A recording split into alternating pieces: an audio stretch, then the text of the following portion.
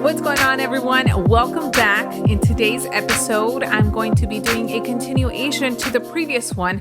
And on this one, I'm going to be talking about working with sellers. So as many of you know that right now we are in a seller's market. Virtually, there is no inventory. Buyers are fighting over properties. Homes are selling for up to $40,000 above the asking price. Appraisal contingencies are being removed. So it's just completely nuts. So if you're lucky enough to have a listing or to be prospecting for sellers and you have some listing appointments set up that are coming soon within the next week or in the next coming month, I want you to keep in mind a few things. So first of all, let's say that you are talking to some leads that are sellers. You want to make sure that they are actually motivated, serious, and in the realm of reality when it comes to the price. You're not just going to take a listing just to take a listing and put a sign in the yard.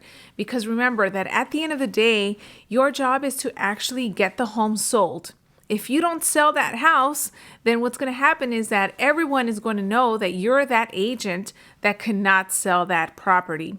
So even though we are in a seller's market right now, I am still seeing a lot of properties that are expiring and are coming off the market unsold. So if you are prospecting for these sellers, let's say that you have set a listing appointment, the very first thing that you want to do is make sure that you pre-qualify that seller. You have to ask them the questions of where they will be moving to, the motivation for actually getting the property sold. You want to find out exactly how much they owe on the property so that you can create a net sheet.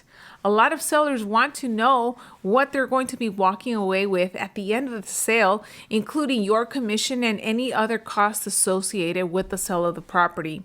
Find out exactly what the condition of the home is like right now. What needs to be changed or improved? If it's from a scale of 1 to 10, with 10 being like brand new, how would they rate it? These are just some things that you can ask. You guys can go on Google, or you can go even on my main YouTube channel and look up some of the videos where I talk about pre-qualifying a seller and going on listing appointments. That way you can have a better idea on the type of questions that you need to be asking. So let's say that you have asked all of these questions, you have met with the seller, they have signed the paperwork, you got the listing. So the next thing that you want to do is that you want to make sure that you get a photographer to take professional pictures.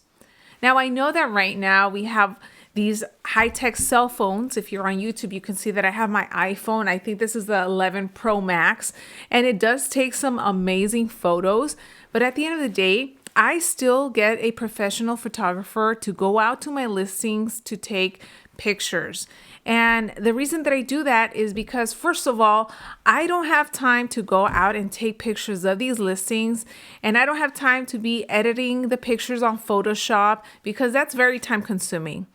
And if you have been watching my videos or even listened to my previous podcasts, you know that I always mention about focusing on the income producing activities, and doing Photoshop and fixing up pictures, that's not income producing for me. So getting a professional photographer will also make sure that the property shows its best. So when it shows its best online, that's how you're going to get a lot of interested people that want to see the home.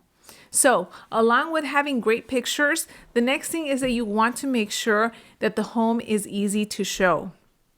Homes that are vacant are obviously easy to show because no one is there and you can just pretty much put a lockbox on there.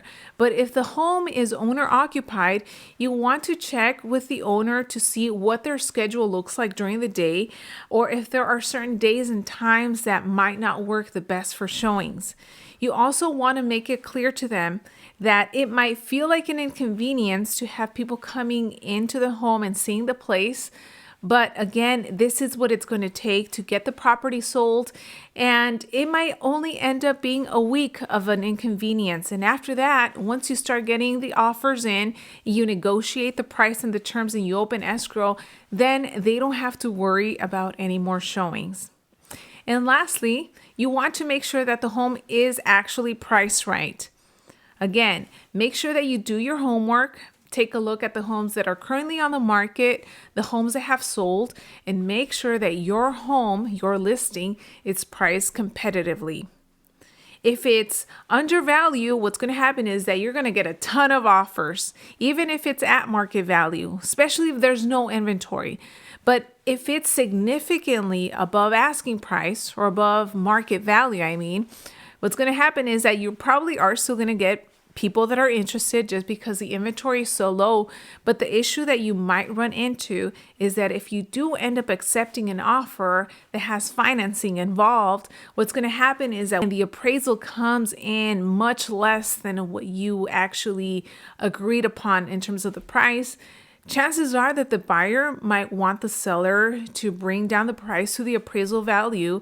And if you guys can't negotiate on the price, then the deal's going to fall apart and you're not going to get anywhere. So those are just some tips of things that you need to keep in mind, especially when working with sellers. Now, once you put the home on the market and you make it easy to show, it shows well, it's priced right, you start getting the offers. Something that I would do right now is that set a date so that all of the agents know that their offers need to be in by Tuesday at 5 o'clock.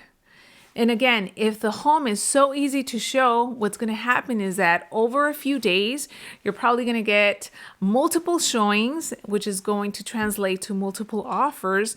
And at that point, everyone knows that they have to submit their offers by a certain day or time.